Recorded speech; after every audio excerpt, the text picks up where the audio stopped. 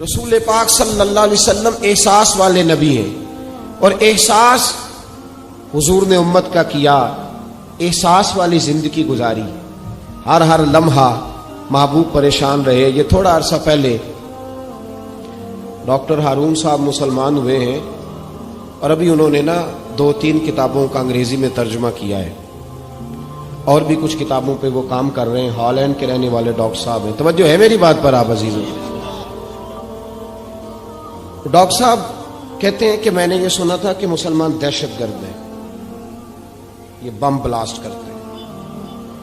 تو میں جہاں لفظ اسلام آتا تھا وہاں سے میں تھوڑا بچ جاتا تھا، پیچھے ہٹ جاتا تھا، لیکن میرے مزاج کے اندر یہ بات شامل تھی کہ میرے اندر اللہ نے بڑا انسانیت کا جذبہ رکھا ہوا تھا۔ تو میں ایک تنظیم قائم کر رہا تھا، میرا خیال تھا کہ ایک ایسی جماعت بناؤں کہ جو پوری دنیا کے اندر اسلام، توجہ ہے میرے عزیزوں کی؟ کہتے میرا خیال تھا ایسی جماعت قائم کروں کہ جو پوری دنیا میں لوگوں کی خدمت کرے، اور بغیر امتیاز کے کرے، اسلام والوں کی بھی اور غیر مسلموں کی بھی۔ لیکن مجھے بڑا دھچکا رہتا تھا کہ مسلمان سخت گیر قوم ہے۔ میں نے بہت ساری جماعتوں کا منشور اور دستور منگایا، اور میں نے کہا میں اپنی جماعت کا دستور لکھوں گا تو پہلے ذرا سارا میں مطالعہ کر لوں۔ ڈاکٹروں کا ٹیبل ہوتا ہے، اس کے اوپر شیشہ لگا ہوتا ہے، نیچے وہ جو چیز ضروری ہوتی ہے وہ رکھ لیتے۔ کہتے ایک مصر کے مولانا صاحب آئے ہوئے تھے ہالینڈ کے دورے پر، اچھی انگریزی جانتے تھے، تو کسی وجہ سے علیل ہو گئے۔ میرے پاس وہ آئے، اور انہوں نے دیکھا کہ میں انسانی حقوق پر کچھ لکھ رہا ہوں، کام کر رہا ہوں، تو وہ دیکھ کر کے مجھے کہنے لگے کہ ڈاکٹر صاحب آپ کوئی تنظیم قائم کر رہے ہیں؟ میں نے کہا ہاں۔ تو کہتے انہوں نے ہلکا سا ٹچ دیا، زور نہیں دیا، اور ویسے بھی جو ہلکی بات ہوتی ہے وہ ذرا دل میں جلدی بیٹھ جاتی ہے۔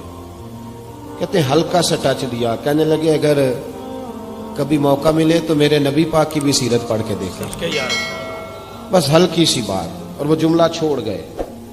اعلیٰ حضرت فاضل بریلوی علیہ رحمہ نے لکھا ہے ضروری نہیں کہ تم جو کہہ رہے ہو وہ منوا کے اٹھو، لیکن میسج ضرور چھوڑ دیا کرو۔ جب انسان کے ذہن میں بات ہوتی ہے یہاں سٹاک ہوتا ہے جب بات کا، تو جب وہ کام کرنے لگتا ہے تو ایک دفعہ وہ بات سامنے ضرور آتی ہے۔ کہہ دیا کرو۔ انہوں نے کہہ دیا کہ ڈاکٹر صاحب ایک دفعہ حضور کی سیرت بھی پڑھ لیں۔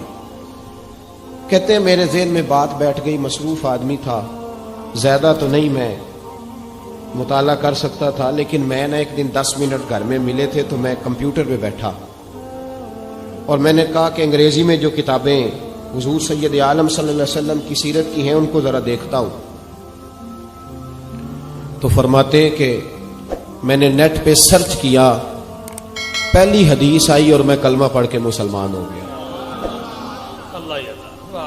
حدیث کہاں ہے؟ سبل الہدی والرشاد میں بھی ہے، کنز المال میں بھی ہے، مسند احمد میں بھی ہے، ابن اسحاق میں بھی ہے، ابن اشام میں بھی ہے، اور شاید سیرت کی تمام کتابوں میں آپ کو روایت مل جائے۔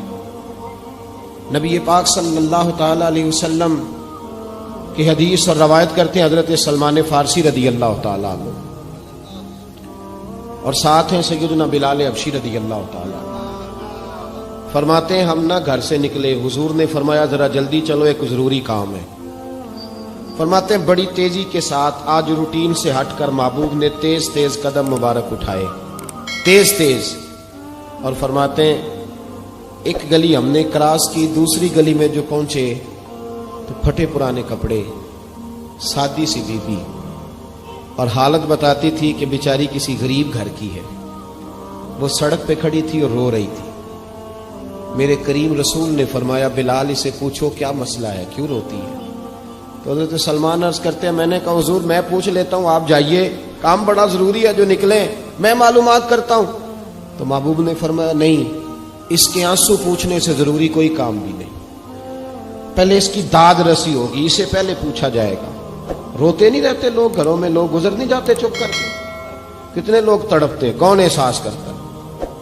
نبی پاک سید عالم صلی اللہ علیہ وسلم رکے اور اس خاتون سے پوچھا کیا بات ہے؟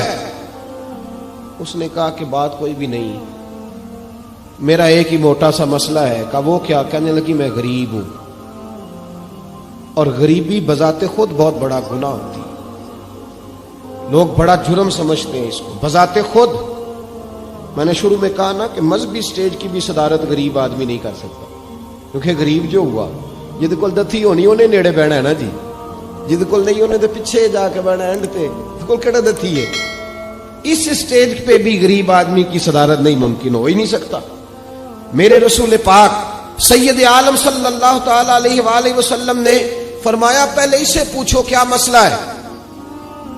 وہ کہنے لگی میں غریب ہوں، بوڑھی ہو گئی ہوں، ساری زندگی غلامی میں گزاری ہے، تیل لینے آئی تھی 5 دینار کا، بوتل میں تیل بھروایا ہے، اور اب بوڑھی ہوں نا تو کمر درد کرتی ہے، پیر پیچھے موڑا ہے تو میں گری ہوں، تیل زمین پی گئی ہے، اب زمین تو واپس نہیں کرتی، لیکن واپس جاؤں گی تو ایک یہودی عورت کی ملازمہ ہوں، وہ درے سے مارے گی، کھال ادھیڑ دے گی، میں بڑی پریشان ہوں، اب نہیں مار کھائی جاتی، ہڈیاں بوڑھی ہیں، قربان جاؤں۔ حضرت بلال کو حضور نے حکم دیا، فرمایا دوڑ کے گھر جا 5 دینار لا۔ فرماتے ہیں 5 دینار لائے، تیل خرید کے دیا، وہ پھر رونے لگی۔ فرمایا آپ کیوں روتی ہے؟ اس نے کہا بتایا نا غریب ہوں، غریب کا جرم کوئی نہیں ہوتا، لیکن پیس دیا جاتا ہے، پھر بھی مار تو اب بھی پڑے گی، اب کیوں پڑے گی؟ اور اس کرنے لگی محبوبہ مار اس لیے پڑے گی کہ دیر سے کیوں آئی ہے۔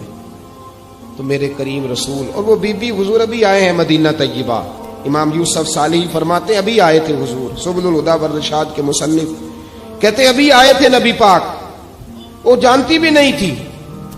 تو سید عالم صلی اللہ تعالی علیہ وسلم نے فرمایا اچھا مار پڑے گی؟ کہا ہاں۔ او بھائی کونسلر جو کل آپ کو کہہ رہا تھا نا میں آپ کا خادم ہوں، کونسلر بے گناہ، بلکہ ہمارے ایس ایچ او صاحب اگر چودھری پہ پرچہ آ جائے تو اس کو ٹیلی فون کر کے پوچھتے ہیں صاحب جی تہاڈے خلاف درخواست آئی ہے، کی کرنا ہے؟ تو غریب آدمی بیچارہ، اس کی غلطی یہ تھی کہ وہ غریب تھا تو اس نے ریڑھی لگا لی چوک میں، اس کو دبوچ کے لے گئے، تینوں پتہ نہیں اتنے نہیں کھلوئی دا، تو اس کے پاس کل انویسٹمنٹ ہی 5000 تھی، سارا لے گئے۔ پھر وہ کونسلر صاحب کے پاس چلا گیا، سر میرے نال چلے آجے ذرا میں تھانے جانا ہے۔ انہوں نے کہا گڈی کرائی آ، پیسے ہے نہیں ایویں تھانے جائیدا ہے۔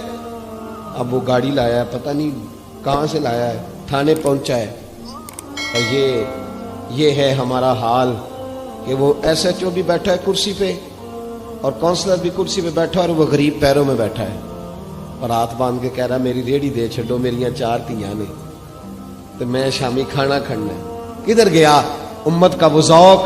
ساری زندگی نعتیں سننے والوں بتاؤ تو صحیح نعت نے تاثیر کیا دی ہے روح پہ؟ اگر ابھی بھی گھاڑی غریب کے پاس کھڑی نہیں ہوتی تو پھر کیا اثر ہوا ساری زندگی نعت سننے کا؟ میرے مصطفیٰ کریم سید عالم صلی اللہ تعالی علیہ وسلم نے فرمایا اس خاتون سے یہاں کونسلر ساتھ نہیں جاتا، کہتا ہے کر دیا ٹیلی فون، سویرے 9 بجے پہنچ جانا۔ پر کائنات کی سب سے معزز شخصیت حضرت سیدنا بلال حبشی رضی اللہ تعالیٰ عنہ فرماتے ہیں میرے نبی پاک نے فرمایا بی بی چل میں تیرے ساتھ چلتا ہوں، گویا اللہ کی ساری رحمتیں اس کے ساتھ ساتھ چلنے لگی۔ اور آگے آگے نہیں، ساری کتابیں پڑھ لو، وہ پھٹے پرانے کپڑوں والی بی بی آگے آگے اور اللہ کے کریم رسول پیچھے پیچھے، ساری گلیاں اس نے پھرائی، مدینے کی صحرا آ گیا۔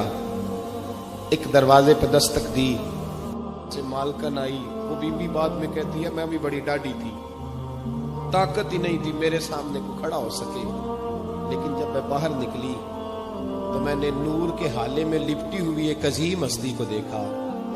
فرماتے محبوب کے گورے چٹے رنگ کے اوپر کالی زلفیں اور محبوب پاک کی مقدس آنکھیں جب تک بات کرتے رہے نظریں زمین پہ جھکی رہی۔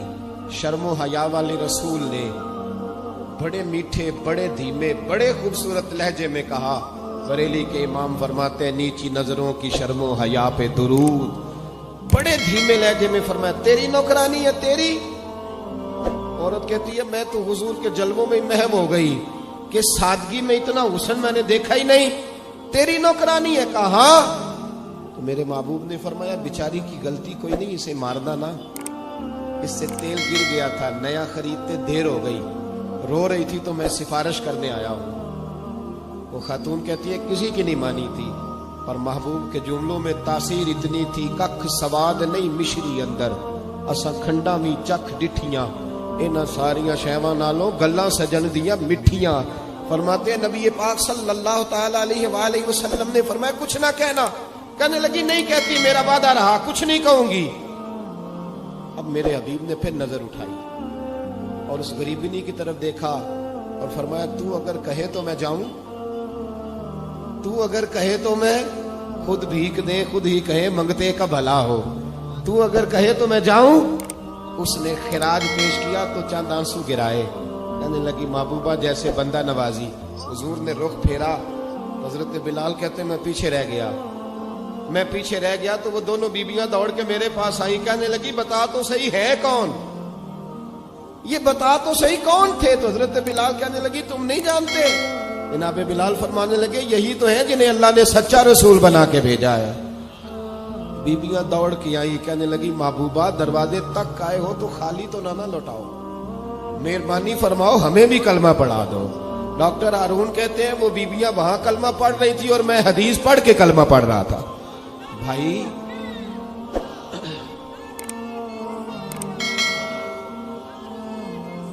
اگر دولت احساس ہے نا پھر تو زندہ ہے. جو زندہ ہوتا ہے اس میں لچک ہوتی ہے, جو مر جاتا ہے وہ اکڑ جاتا ہے. اگر زندگی ہے تو پھر احساس ہونا چاہیے. اگر تیرے اندر زندگی ہے تو پھر احساس ہے, اور اگر تیرے اندر احساس نہیں رہا نا تو پھر زندگی زندہ دلی کا نام ہے.